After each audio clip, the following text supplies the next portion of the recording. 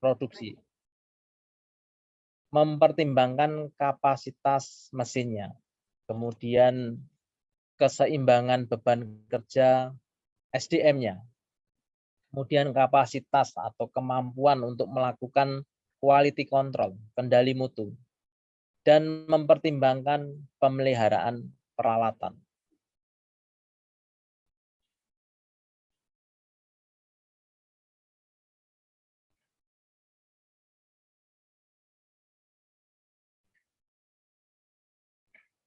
Ya, sekali lagi bahwa tujuan utama atau tujuan yang ingin dicapai adalah tadi daya tanggap atau efisiensi. Kalau daya tanggap, maka kapasitas atau pabrik itu dibuat dengan kapasitas yang berlebih. Sehingga pada saat ada perubahan permintaan, maka perusahaan dapat segera memenuhi. Tetapi kalau ingin mengejar efisiensi, maka dibuat pabrik dengan kapasitas yang sebisa mungkin pas dengan jumlah yang atau permintaan pasar. Jadi tidak ada kapasitas yang berlebih. Karena kapasitas yang berlebih ini kan juga membebani biaya. Jadi ada tambahan beban biaya. Kapasitas yang menganggur itu merupakan beban biaya. Karena ini merupakan biaya tetap.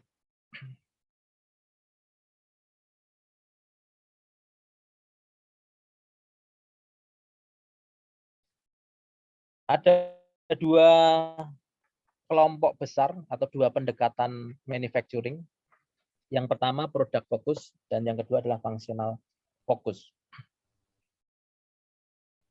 Produk fokus ini berciri atau karakteristiknya kuantitas produksi tinggi atau volume produksi tinggi, namun keragaman jenis produk rendah, variasinya sedikit, tetapi volume atau kuantitasnya tinggi atau banyak, lebih banyak. Nah, produk fokus ini juga biasa disebut dengan atau dikenal dengan proses bisnis yang berkelanjutan, karena biasanya juga memiliki banyak aktivitas, memiliki lintasan produksi panjang. Jadi aktivitas yang terjadi di dalamnya itu sangat banyak.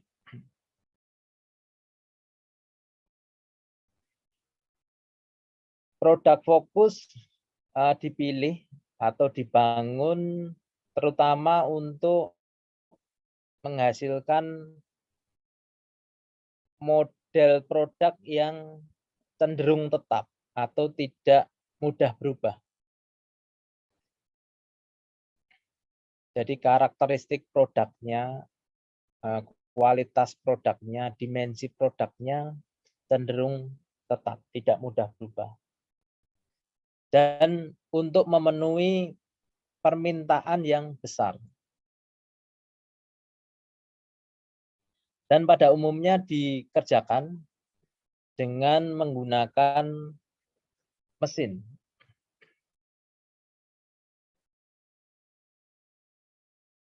Berbeda nanti dengan fungsional fokus itu keahlian yang banyak terlibat di situ.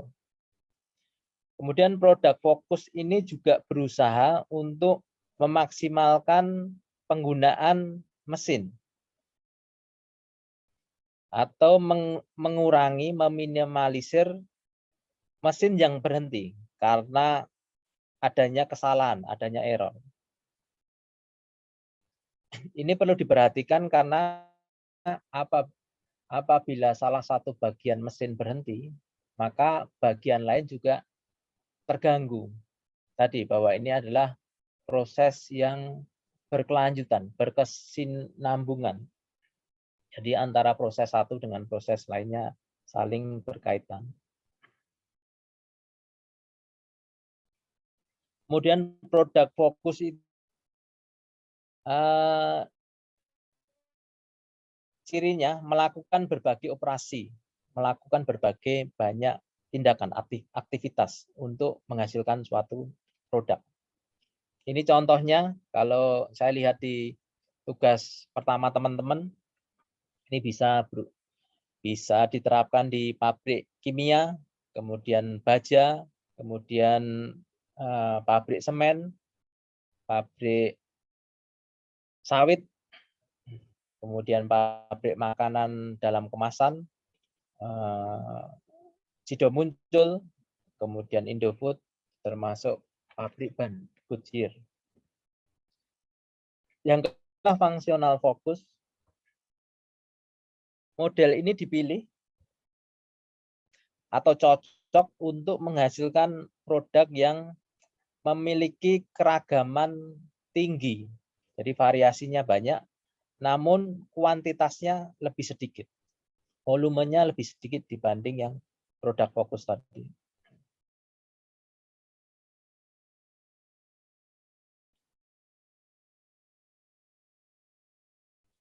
Ini contohnya yang paling sederhana adalah restoran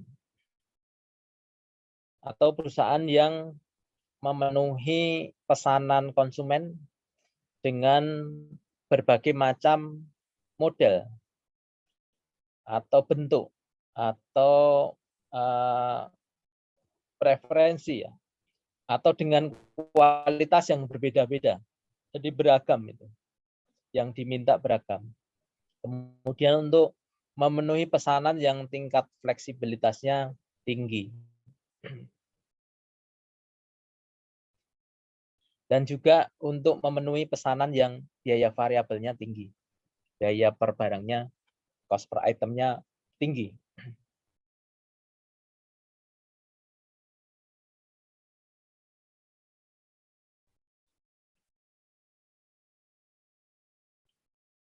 Yang kedua adalah inventory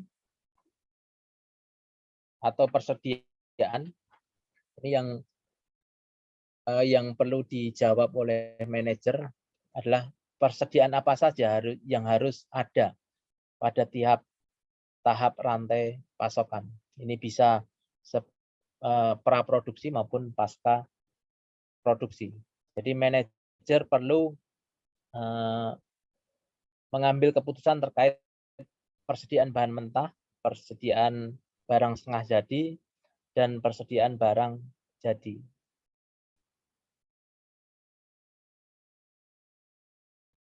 Kemudian tujuan utamanya adalah untuk bertindak sebagai penyangga menghadapi ketidakpastian rantai pasokan.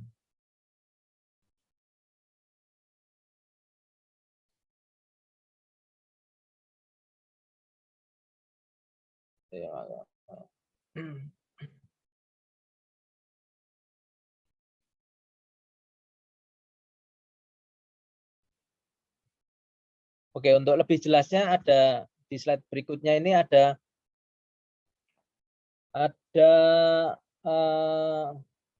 tiga pendekatan di dalam pengambilan keputusan terkait inventory.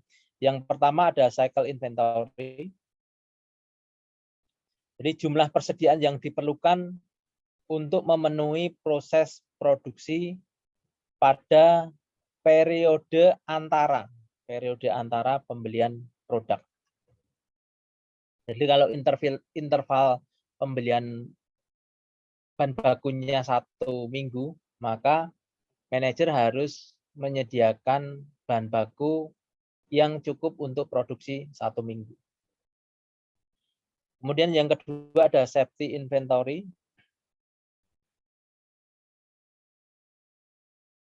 Jumlah persediaan aman untuk mengantisipasi ketidakpastian.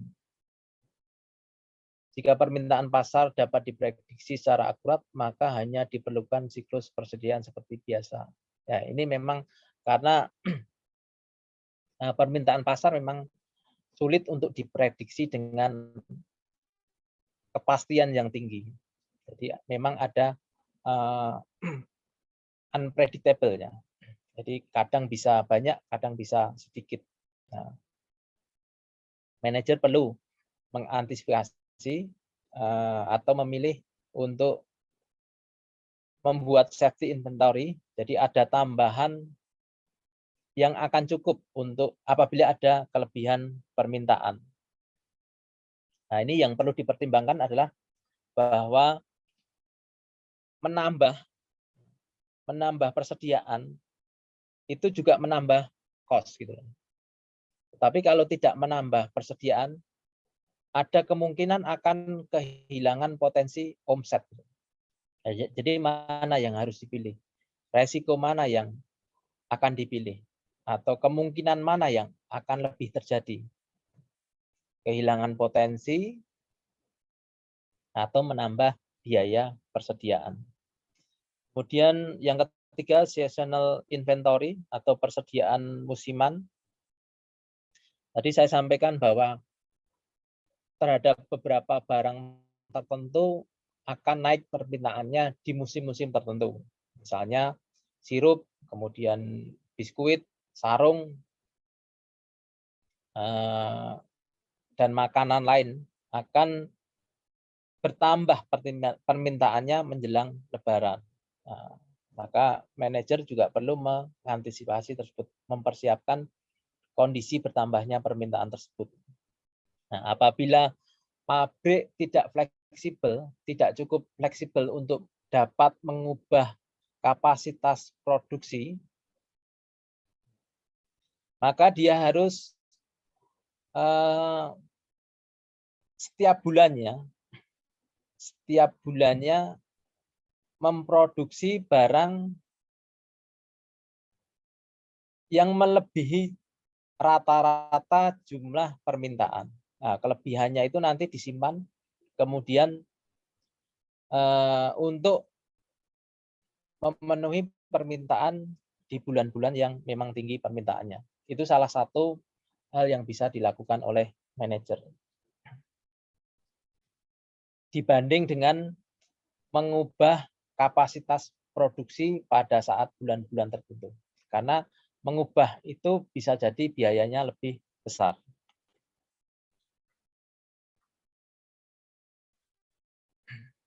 Kemudian terkait lokasi, tadi dipilih lokasi yang terpusat atau menyebar. Kalau terpusat itu akan lebih efisien karena terkait lokasi itu yang banyak berperan adalah biaya tetap. Jadi kalau biayanya tetap dibagi dengan kuantitas produksi yang lebih banyak, maka akan mendapatkan skala ekonomis yang lebih baik dibanding dengan pemilihan lokasi yang menyebar. Nah, tetapi lokasi yang terpusat tadi menang secara efisiensi, tetapi kalah secara responsivitas dibanding dengan lokasi yang menyebar. Lokasi menyebar lebih menang responsivitasnya dibanding efisiensinya.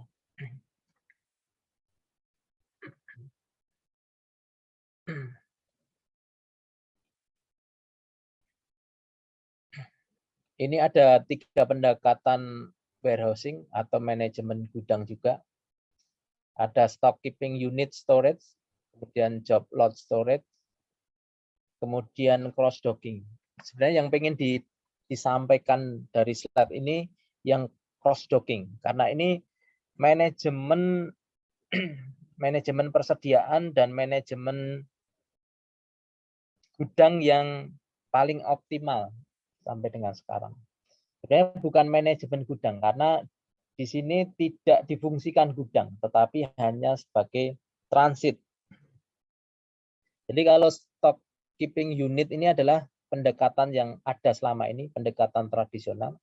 Semua produk sejenis disimpan bersamaan. Kemudian berkembang ada job lot storage.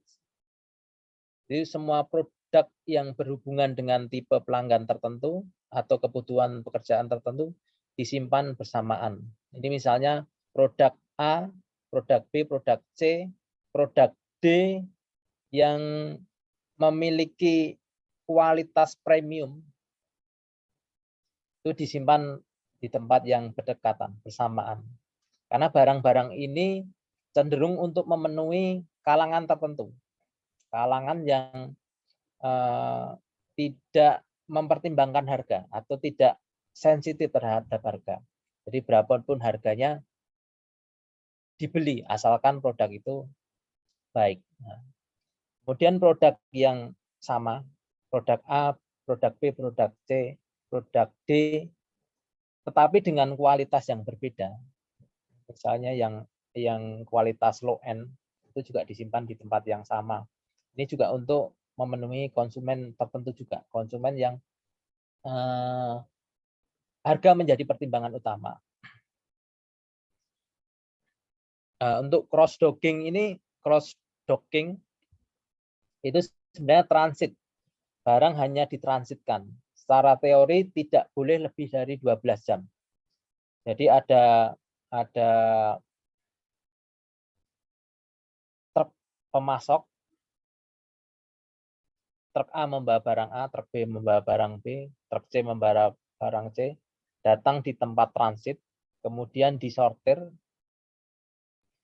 dan disortir, dipilah, kemudian di truk yang akan membawa produk itu ke tempat tujuan. Jadi hanya transit, hanya tukar-tukaran, hanya menukar barang atau mengalihkan barang dari truk satunya ke truk yang lainnya sesuai dengan kebutuhan. Nah, untuk dapat menentukan itu menjadi tantangan tersendiri bagi manajer. Jadi harus mengkoordinasikan banyak hal itu. Waktu, tempat, kemudian jenis barang, apa saja yang didistribusikan. Ini termasuk sesuatu yang rumit. Tetapi memang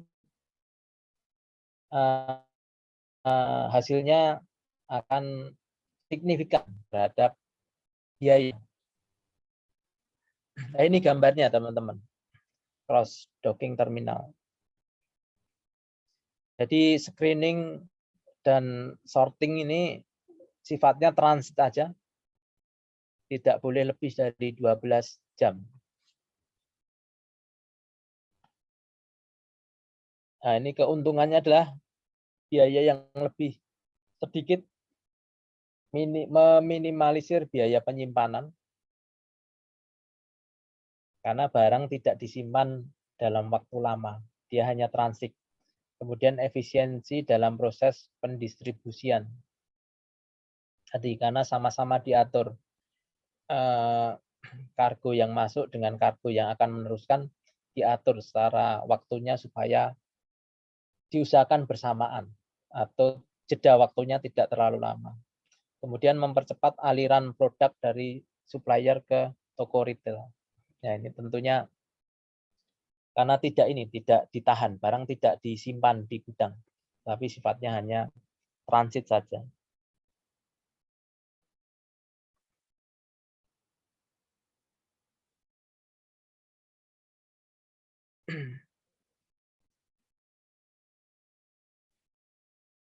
Ya, transportasi saya kira teman-teman sudah lebih mudah dipahami ya untuk responsivitas, jadi memilih transportasi yang cepat.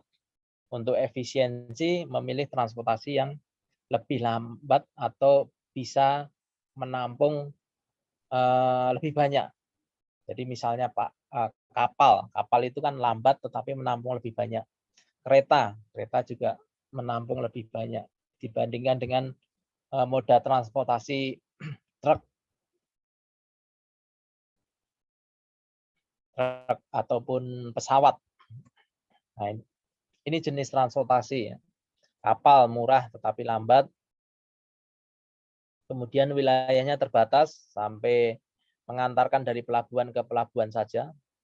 Kalau di luar negeri ada kanal, kemudian kereta api ini murah, cenderung lambat apabila dibanding dengan truk ya. Dan wilayahnya terbatas, hanya melayani yang dilewati jalur rel kereta api. Kemudian ada pipa ini. Pipa bisa sangat efisien, tapi yang bisa diantarkan juga lebih terbatas, yang sifatnya minyak, air, dan gas. Nah, ini truk, ini cepat dan fleksibel. Cepat, fleksibelnya bisa menjangkau banyak area, tidak seperti kereta dan kapal tadi, harus ada pelabuhan, harus ada stasiun. Tapi kalau truk kan bisa masuk kemana-mana. Tetapi biaya angkutnya bisa berfluktuasi. Karena harga BBM bisa naik, kemudian biaya tol dan lain sebagainya. Pesawat sangat cepat responsif tetapi mahal dan wilayahnya juga terbatas nih, yang harus ada bandaranya. Kemudian elektronik, transportasi secara elektronik ini juga hanya berlaku untuk data elektronik.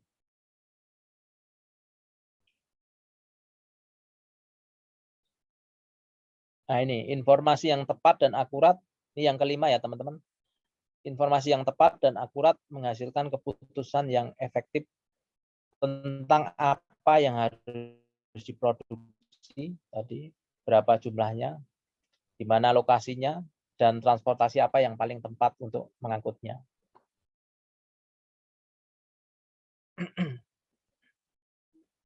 Kemudian fungsi informasi itu terutama ada dua. Yang pertama untuk mengkoordinasikan aktivitas sehari-hari, yaitu yang terkait dengan berfungsinya 4 faktor atau 4 penggerak rantai pasokan yang sudah kita pelajari tadi. Ada produksi, persediaan, lokasi, dan transportasi. Kemudian untuk peramalan dan perencanaan, yaitu untuk mengantisipasi dan memenuhi kebutuhan permintaan pasar di masa yang akan datang. Jadi informasi yang tersedia digunakan untuk membuat perakiraan taktis atau untuk membuat penjadwalan produksi secara bulanan ataupun triwulanan, semesteran, dan sebagainya. Kemudian informasi ini juga digunakan untuk membantu membuat keputusan tentang apakah perlu membangun fasilitas baru dan apakah perlu memasuki pasar baru atau malah keluar dari pasar yang sudah ada.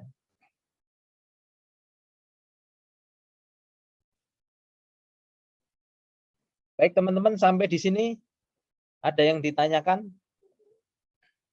Saya harap ada pertanyaan dan diskusi.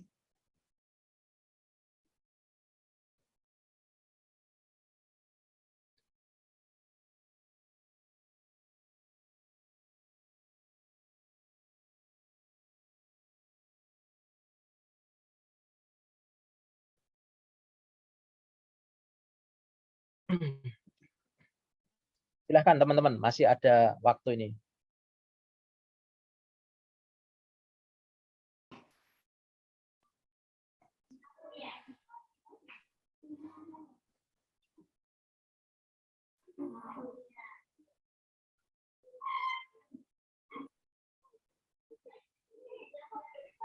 Pak izin bertanya Pak. Silahkan Mas Krisando. Pak, tadi kan ada 5 major ya Pak. Nah, kalau misalkan beberapa perusahaan itu manfaatin kelangkaan tuh Pak, misalkan inventory dan pokoknya bahan-bahan deh. Nah, dia manfaatin itu. Terus habis itu tuh karena kelangkaan itu dia jadi istilahnya ningkatin harga produknya gitu. Terus dengan itu dia juga nimbun gitu Pak. Nah, itu tuh penimbunan barang itu tuh walaupun biaya penyimpanannya tinggi itu termasuk dalam SCM nggak? Makasih Pak.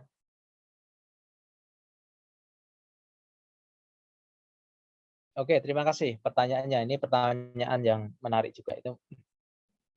Ya, kalau terkait kelangkaan kemudian menaikkan harga itu saya kira bagian dari SCM ya. Jadi kan perusahaan juga harus mempertahankan profit atau mencari profit gitu. Dan itu karena supply and demand-nya jadi nggak berimbang atau mencapai titik keseimbangan yang baru, dan itu kan mekanisme pasar. Jadi menjadi wajar, menjadi masuk akal, menjadi logis kalau perusahaan menaikkan harganya. Jadi itu saya kira bagian dari SEM. Tetapi kalau menimbun tadi, saya kira bukan bagian SEM. Karena di Indonesia itu menimbun itu ilegal termasuk. Jadi bertentangan dengan hukum dagang menimbun itu. Bahkan hukum pidana. Makanya ada pihak-pihak yang menimbun itu kan dicari polisi itu dan diproses hukum itu. Karena itu suatu bentuk ilegal, jadi bukan merupakan bagian SEM. Begitu Mas Krisando dan teman-teman. Atau ada yang bisa menambahi terkait tadi pertanyaan Mas Krisando?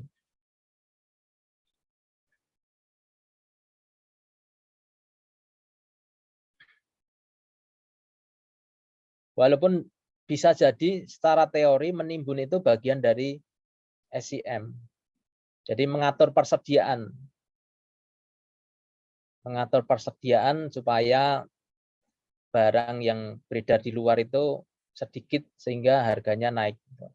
Saya nggak tahu di luar negeri apakah ini praktek yang legal atau tidak gitu. Karena bisa jadi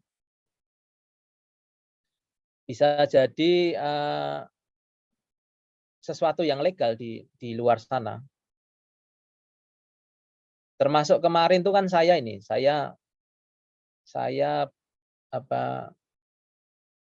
kirim email ke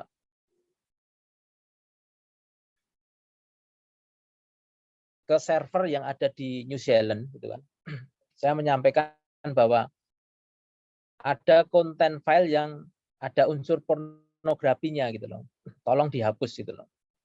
Itu kan kalau di Indonesia ilegal itu konten pornografi itu. Ternyata dijawab sama sana. Adult pornografi itu bukan ilegal di sini. Jadi saya tidak bisa menghapus itu. Itu karena beda ketentuan gitu loh. Tetapi kalau tadi terkait menimbun di Indonesia itu ilegal. Karena ilegal saya tidak memasukkan sebagai bagian dari SEM. Oke, ada pertanyaan lagi yang lain?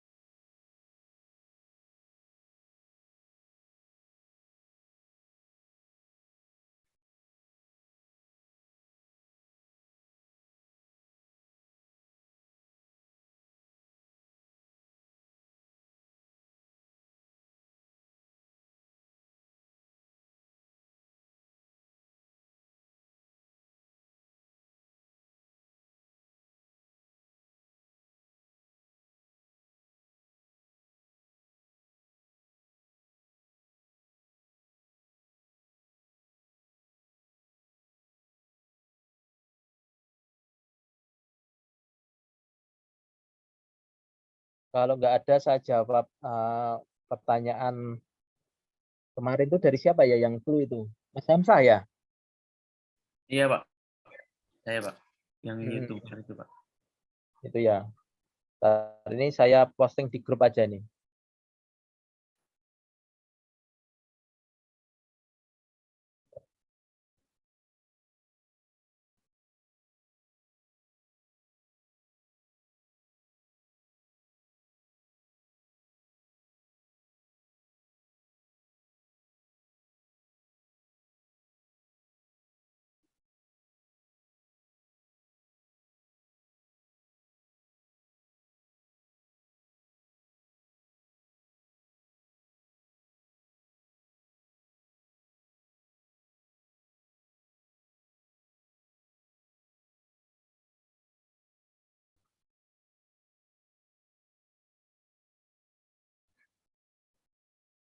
Ya, sebelumnya itu saya pernah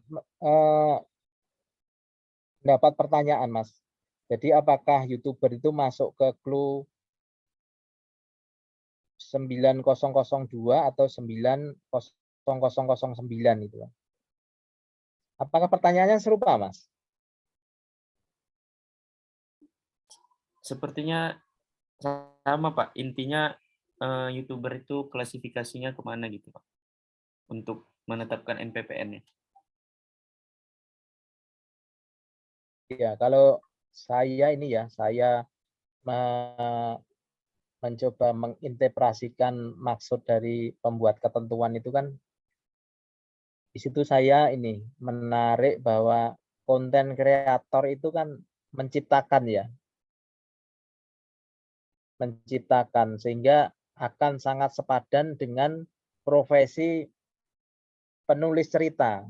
Dia kan juga menciptakan cerita, kemudian pengarang, produser, produser radio, pelukis, kartunis ya. Pelukis kan menciptakan lukisan, kartunis menciptakan gambar kartun. Ini kan kegiatan yang menciptakan gitu, Mas. Menghasilkan karya. Kalau yang 90009 itu kan lebih pada menyelenggarakan. Jadi bukan mencipta, menyelenggarakan. Kemudian di 9002 itu kan ada frasa seperti gitu. Dia memberikan contoh. Nah, memberikan contoh itu bukan berarti membatasi yang di list itu. Tetapi itu hanya contohnya gitu. Contohnya gambarannya.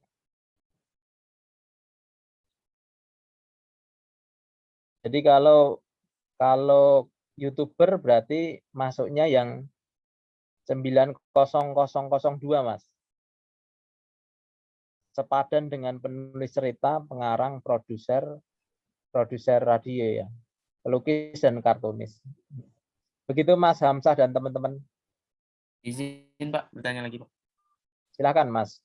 Berarti kalau di dalam perhitungannya di seluruh KPP gitu otomatis pakai yang ini, Pak ya, 9002 ini, Pak ya? Harusnya begitu. Walaupun sangat mungkin berbeda, Mas.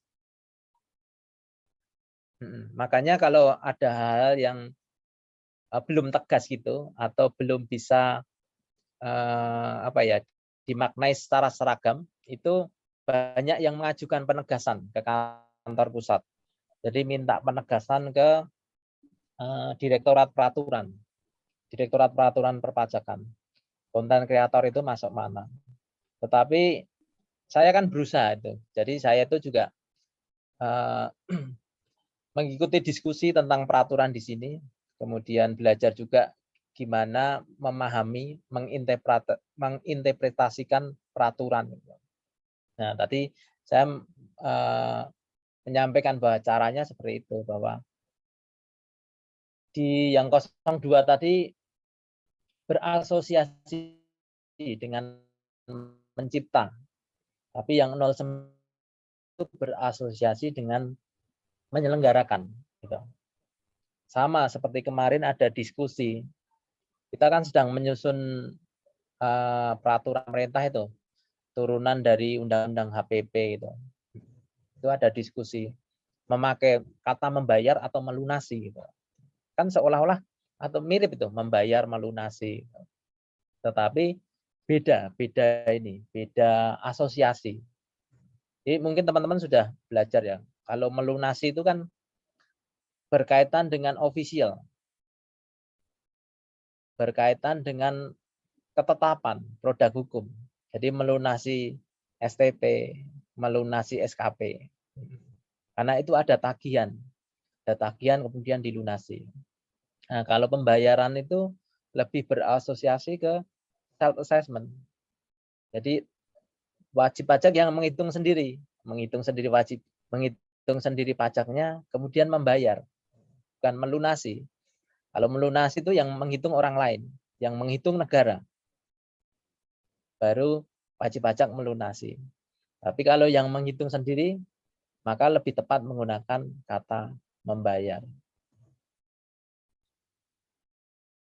Itu. Sama kemarin juga ada pertanyaan, mungkin sudah saya sampaikan ya di sini yang kenapa ditulisnya PPh 23 bukan PPh saja. Karena memang yang diutamakan dalam pengenaan pajak, dalam pemungutan pajak itu pemotongan atau pemungutan. Jadi kalau bisa itu dipotong, kalau bisa selesai dengan pemotongan dan pemungutan. Wajib pajak tidak perlu membayar sendiri. Karena membayar sendiri itu merepotkan. Merepotkan dan tingkat kepatuhannya tidak sebaik dengan mekanisme pemotongan atau pemungutan. Dan itu sesuai dengan asasnya Adam Smith. Asas pemungutan pajak. Convenience of payment. Jadi pemungutan pajak itu dilaksanakan kalau bisa senyaman mungkin buat wajib pajak. Diberlakukan saat dia menerima pembayaran. Kemudian dengan mekanisme pemotongan sehingga wajib pajak tidak membayar sendiri. Begitu Mas Hamzah dan teman-teman. Tadi pertanyaannya apa ya Pak sampai melebar kemana-mana itu? Pertanyaan kedua Mas Hamzah tadi apa tadi? Apa ya tadi Pak? Lupa juga saya Pak. Soalnya saya mau tanya lagi nih Pak. Jadi saya udah lupa pertanyaan kedua. Oke, terkait pertanyaan Mas Ekel itu sebenarnya saya belum mencari jawab, belum mencari referensinya, tapi ini buat ini aja lah, buat intermezzo. Jadi kenapa Gojek, Gokar yang plat hitam ya, tidak selain plat kuning itu kan dikenai PPN, begitu ya Mas Ekel? Betul kok ya Gokar sama Gojek kok enggak gitu.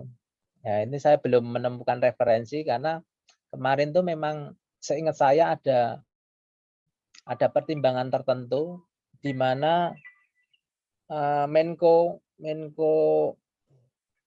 jadi Pak Luhut Binsar itu sampai ikut terlibat, sampai turun tangan juga. Nah, saya belum menemukan referensinya. Tetapi gini bahwa tidak dikenakan itu belum tentu memang tidak dikenakan. Maksudnya gini, kayak pembayaran jalan tol itu kan seharusnya juga dikenai PPN, tapi sampai sekarang kan tidak dikenai PPN gitu. Tidak ketentuannya itu tidak ditegakkan gitu loh. Jadi mirip seperti itu. Jadi bukan tidak dikenakan terhadap Gojek maupun Gokar ya, tidak dikenakan PPN tidak dikenakan terhadap plat hitam. Itu bukan berarti ketentuannya bilang seperti itu, tetapi memang belum ditegakkan. Nah, kenapa tidak ditegakkan? Itu mempertimbangkan kemanfaatan yang lebih besar. Jadi dalam pemberlakuan suatu ketentuan, suatu hukum itu kan mempertimbangkan beberapa asas. Ada asas keadilan, kemudian kepastian hukum, dan kemanfaatan. Kalau nggak salah terkait Gokar ini kan asas kemanfaatnya adalah bahwa dia itu menggerakkan ekonomi bawah yang sangat besar. Jadi banyak pihak yang terlibat di situ. Banyak orang pribadi yang menjadi driver ojek online itu. Sehingga memang menggerakkan ekonomi dalam skala yang luas itu. Di Jakarta sendiri aja berapa, di kota-kota lain berapa. Banyak yang terlibat di situ, termasuk GoFood-nya menggerakkan UMKM. Saya kira pertimbangannya ke arah situ, ke arah bahwa kenapa ketentuan PPN terkait Gokar tadi, Gokar maupun jalan tol ya tidak ditegakkan itu karena mempertimbangkan kemanfaatan yang lebih besar. Ya, sementara jawaban saya seperti itu Mas Ekel. Saya nanti coba ini cari apakah ada dalam bentuk yang lebih tersurat gitu loh. Ini tadi kan sifatnya tersirat ya, yang lebih tersurat. Sepertinya ada. Oke. Baik, Pak. Terima kasih, Pak. Ya.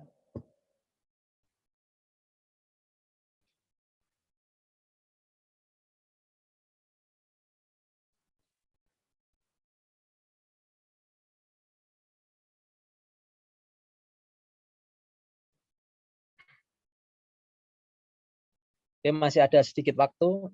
Saya lanjut ke bagian yang lumayan penting ini.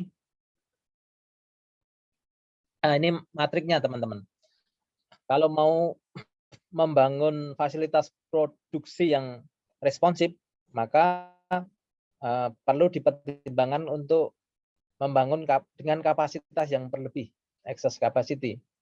Kemudian mampu atau mekanisme produksinya, manufacturing-nya itu fleksibel.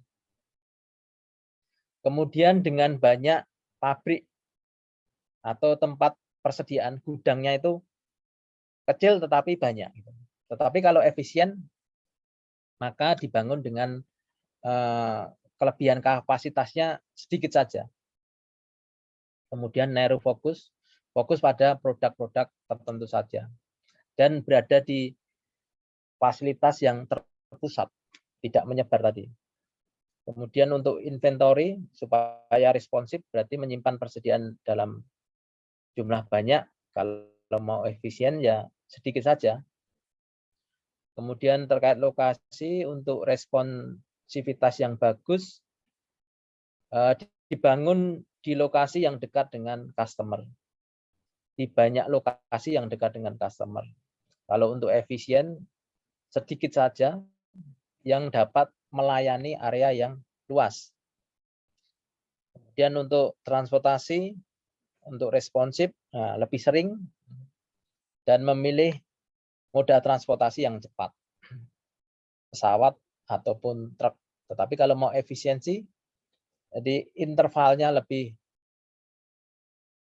jedanya lebih lama, tetapi menggunakan moda yang muatnya lebih banyak dan lebih murah, seperti kapal. Untuk informasi, untuk mendapatkan informasi yang dapat digunakan untuk tujuan responsivitas, itu harus mengumpulkan informasi yang tepat waktu dan akurat. Nah, informasi yang jenis ini memerlukan biaya juga. Jadi untuk mendapatkan informasi yang cepat dan akurat itu membutuhkan biaya. Sehingga responsivitasnya didapat, tetapi efisiensinya tidak didapat.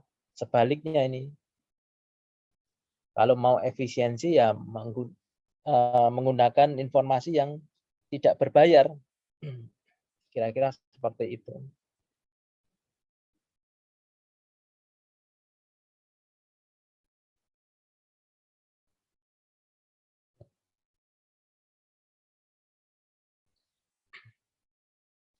Ya, untuk supply chain analisis nanti kita bahas di pertemuan selanjutnya. Kita gabung dengan pertemuan atau materi terkait transfer pricing, analisis kesebandingan, analisis VAR, dan lain sebagainya. Ini.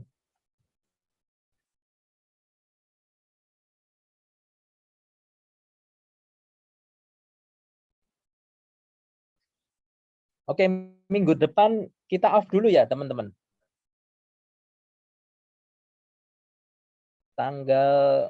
Liburnya mulai tanggal berapa? Mulai Senin, Pak. Senin tanggal 27 sampai Januari. Iya, Januari tanggal 2 ya. Mulai Iya. tanggal 25 sampai tanggal 2 Januari, Pak. Oh gitu. Jadi satu minggu lebih dikit ya, 25 sampai tanggal 2 Januari ya. Oke. Ya, kita jeda, kemudian teman-teman bisa menggunakan untuk penyusunan proposal maupun KTTA ya. Jadi ada ini juga ada yang bilang bahwa ada mahasiswa yang mengatur waktunya itu dimepet-mepetkan di belakang gitu loh. Jadi supaya dosen pembimbingnya menelitinya juga cepat-cepat gitu loh. Tidak perlu ada revisi banyak gitu loh. Ada yang bilang seperti itu, tapi semoga teman-teman yang di sini tidak seperti itu. Jadi nanti teman-teman inilah mengatur waktunya dengan lini waktu yang tidak mepet di belakang, tidak mengumpul di belakang semua, tapi bisa dibagi rata gitu. Oke, masih ada waktu 2 menit, mungkin satu pertanyaan dari teman-teman, kalau ada silakan. Izin Pak, Silakan Mbak Indah. sebenarnya yang kita bahas itu dari untuk perusahaan manufaktur aja atau sama perusahaan dagang ya Pak? Soalnya dari tadi kok kita bahasnya produksi, dan produksi. Jadi ini tuh sebenarnya bisa dipakai untuk perusahaan manufaktur saja atau bisa juga dipakai untuk perusahaan dagang. Terima kasih. Ini SCM ini apakah bisa dipakai untuk perusahaan lainnya ya, selain manufacturing ya? Ada yang bisa bantu jawab, teman-teman?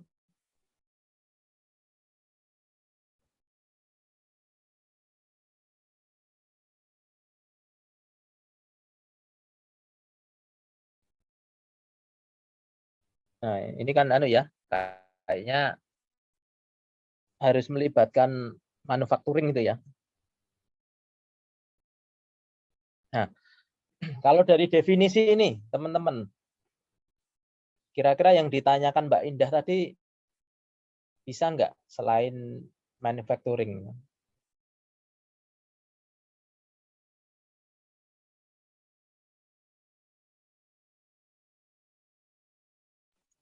Dari pengertian tersebut nggak bisa, Pak. Gimana, Mas? Kalau dari pengertian yang ada kota di bawah ini nggak bisa, Pak. Karena kan kalau perusahaan dagang itu tidak mengubah bahan baku menjadi produk lain begitu, Pak. Hanya membantu menjualkan saja begitu, Pak. Sehingga dari pengertian ini menurut saya hanya melibatkan perusahaan manufaktur saja, Pak.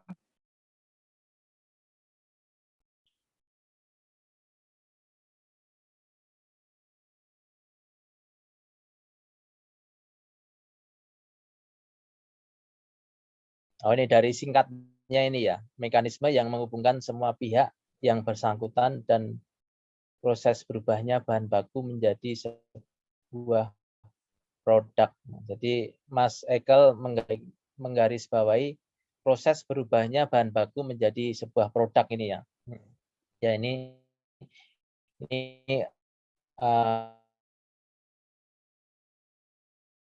kalau dilihat dari definisi yang kedua ini,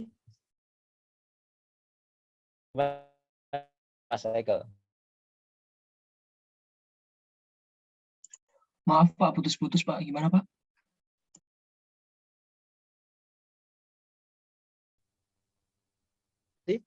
Yang kedua ini, yang nomor 2 ini, apakah SCM bisa berlaku juga selain manufacturer? Bisa Pak. Sebenarnya kalau dari 3 pengertian yang poin-poin di atas ini kan Pak, ya apalagi yang nomor 2 ya Pak sama yang nomor 1, itu bisa menginkludkan perusahaan dagang Pak gitu. Karena kan kalau perusahaan dagang itu apalagi yang nomor 1, ya perusahaan itu memang menjualkan barangnya begitu kan Pak ke pasar. Yang nomor 2 juga sama Pak, bahkan di kalimat keduanya dia langsung bilang Pak, supply chain not only included manufacturer and supplier but also transporter. Artinya nggak hanya si pabrikannya doang, tapi juga si distributornya. Dalam hal ini perusahaan dagang itu kan sebenarnya hanya menjualkan saja begitu Pak. Jadi dari pengertian yang poin-poin di atas ini, perusahaan dagang termasuk di dalamnya Pak. Tadi saya terkecoh karena yang di kotak bawah Pak. Terima kasih Pak.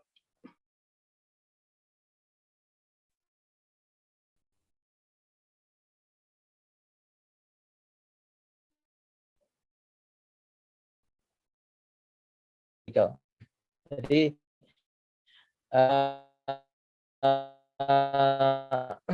saya setuju dengan pendapat Mas kedua tadi, SCM itu lintasannya panjang. ada supplier, kemudian retail, sampai ke konsumen akhir. Nah, itu kan lintasannya panjang. Nah, dan SCM ini kan suatu yang kompleks dan rumit. Kompleks yang rumit, maka bisa dijelaskan dengan pola bisnis atau alur bisnis yang melibatkan manufakturer. Tetapi kalau dilihat di definisi, itu kan pada intinya SCM itu ingin mencapai responsivitas dan efisien di dalam mencari profit, di dalam mengantarkan produk kepada konsumen. Ditambah lagi supaya konsumen loyal. Gitu. Makanya definisi ini tidak hanya mencakup alur bisnis yang melibatkan manufacturer, tapi bisa juga yang tidak melibatkan manufacturer. Jadi dari warehouses ke retailer dan sampai dengan customer. Itu warehouses, retailer, customer itu kan butuh ini juga, butuh responsivitas, butuh efisiensi, butuh pengantaran barang, dan untuk tujuan loyalitas, membangun loyalitas konsumen. Begitu jawaban dari saya, Mbak Indah dan teman-teman semua. Sudah terjawab, Mbak Indah? Baik, sudah Pak. Terima kasih. Oke, sama-sama. Baik, teman-teman, pertemuan hari ini kita cukupkan dulu. Terima kasih atas perhatian teman-teman, atas partisipasi aktif teman-teman. Kurang lebihnya saya mohon maaf. Sampai jumpa di tahun yang baru. Ya, semoga kita semua sehat ya, mengakhiri tahun ini sehat semua. Gitu. Oke, terima kasih. Selamat pagi. Assalamualaikum warahmatullahi wabarakatuh. Waalaikumsalam. Selamat pagi, Pak. Terima kasih, Pak. Terima kasih, Pak. Terima kasih, Pak. Oke, saya izin live ya. Siapa?